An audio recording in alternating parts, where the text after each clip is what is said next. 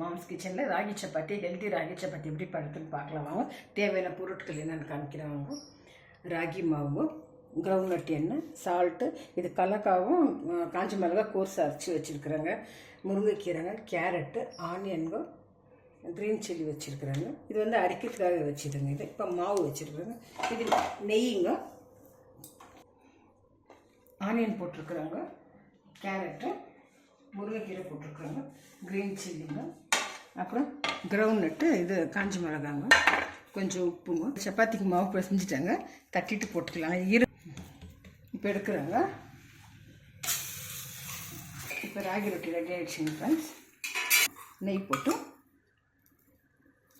Ground nut chutney வச்சு சாப்பிட்டா ரொம்ப டேஸ்ட்டாக இருக்குங்க ஃப்ரெண்ட்.